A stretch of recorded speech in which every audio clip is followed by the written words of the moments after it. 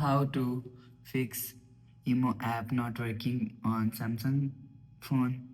Let's start the video. First of all, go to app library.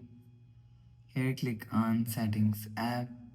Now in setting, scroll down and click on apps.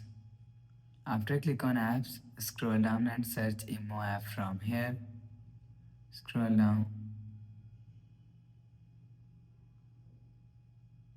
You will see IMO app is here. Click on IMO app. Click on storage. If you want to fix IMO app not working problem, so click on clear cache. After click on clear cache, click on clear data. After click on clear data, you will see your problem is solved. So if it's still not solved, so reinstall your IMO app. After install, you will see your problem is solved.